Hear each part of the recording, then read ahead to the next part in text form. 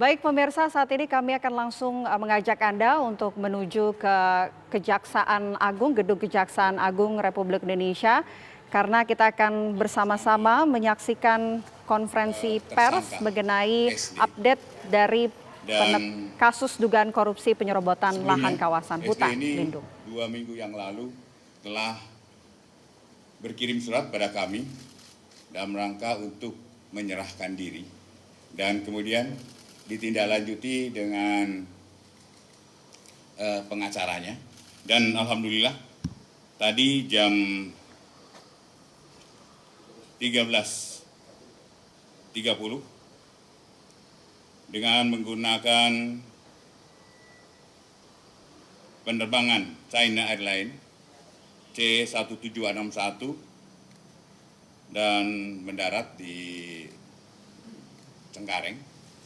Kemudian tim kami melakukan penjemputan atas nama tersangka SD. Dan hari ini kami sedang melakukan pemeriksaan atas tersangka SD dan kami akan melakukan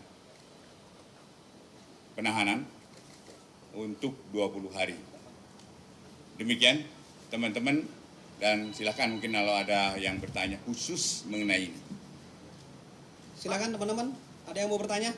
Pak, ya, untuk tersangka itu terbang dari negara mana ya Pak? Dan bisa dijelaskan lebih rinci Pak, ditahannya di mana Pak? Terima kasih. Penerbangan dari penerbangan itu dengan China Airlines dari Taiwan. Ini dari Taiwan dan ditahannya rencananya kami melakukan pemeriksaan dulu. Jadi nanti akan ditentukan sore ini setelah pemeriksaan di mana akan dilakukan penahanannya. Ada pertanyaan lagi? Silakan. Izin Pak Jaksa, mau bertanya akhir Juli kemarin katanya sempat di Bali, apakah Kejaksaan juga ikut mengetahui itu atau mendalami itu? Terima kasih Pak. Kalau keberadaan di Bali, saya sampai saat ini belum dapat informasi tentang itu. Karena yang bersangkutan adalah telah dicekal. Artinya apakah mungkin bisa masuk ke Indonesia? Itu sementara, tapi tetap akan kami dalami mengapa mereka berada. Ya. Pak, satu lagi Pak, maaf. Sebenarnya Kejagung sudah mendeteksi keberadaan tersangka di Taiwan itu atau mengetahui itu setelah adanya surat bersurat ke Kejaksaan Pak? Kami mengetahuinya begini. Kami melakukan pemanggilan atas tersangka itu di Singapura. Dan suratnya diterima oleh tersangka, maka tersangka mengajukan permohonan untuk menyerahkan diri pada kami. Tetapi tidak tahu di mana tersangka itu berada. Tapi pada waktu pemanggilan ada di Singapura. Itu. Kemudian 2 hari yang lalu ada koordinasi dari pengacaranya ada di negara-negara itu. Lagi satu pertanyaan, silakan. Baik Pak, terkait dengan tersangka SD, dia kan juga sedang menjalani proses hukum di KPK. Nah, apakah pemeriksaannya itu akan berjalan bersama dengan pemeriksaan di KPK atau bagaimana? Terima kasih. Iya. Dan memang iya, jadi kita akan selalu kerjasama dengan KPK karena ada perkara juga yang ditangani oleh KPK. Demikian deh. Baik. Saya kira itu ya teman-teman sekalian. Sekian dan terima kasih atas kehadirannya. Cukup ya. Assalamualaikum warahmatullahi wabarakatuh. Om Santi Santi Om. Waalaikumsalam warahmatullahi wabarakatuh. Makasih deh.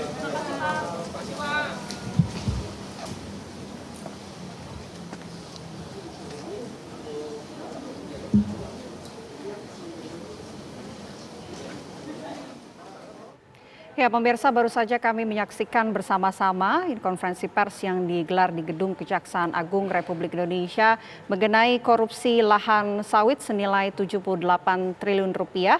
Dan tadi disampaikan langsung oleh Jaksa Agung ST Burhanuddin ini menyampaikan beberapa hal. Salah satunya adalah pemeriksaan terhadap tersangka berinisial SD dan nantinya akan dilakukan penahanan terhadap tersangka berinisial SD selama 20 hari ke depan. Jaksa Agung ST Burhanuddin ini kemudian menyatakan bahwa tersangka SD ini ditemukan pada saat penerbangan dari Taiwan dan akan dilakukan pemeriksaan lebih lanjut mengenai hal ini.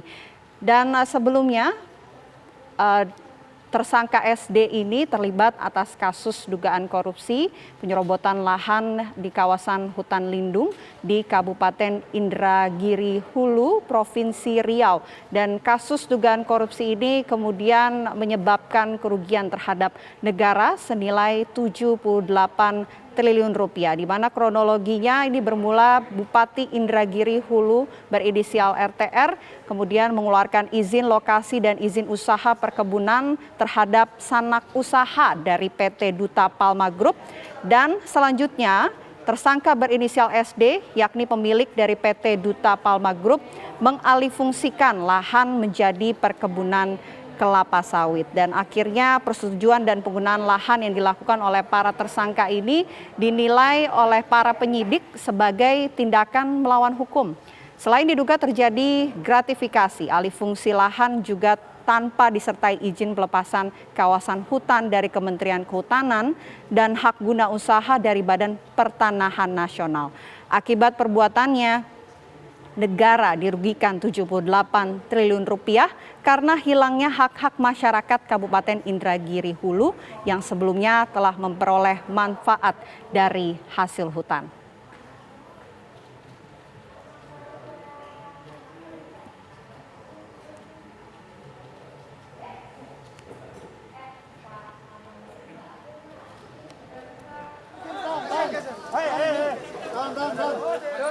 Sesuai dengan janji kami bahwa tanggal 15 klien kami Surya Darmadi alias Apeng sudah memenuhi panggilan, dan hari ini resmi beliau mengikuti semua proses ya di kejaksaan maupun di aparat hukum yang lain. Ada informasi menyatakan selama ini dia kabur, itu tidak benar.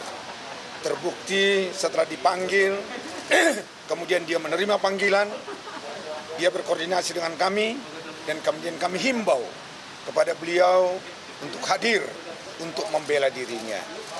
Sekali lagi, dengan kehadiran ini membuktikan bahwa klien kami sangat kooperatif dan nantinya akan mengikuti semua proses.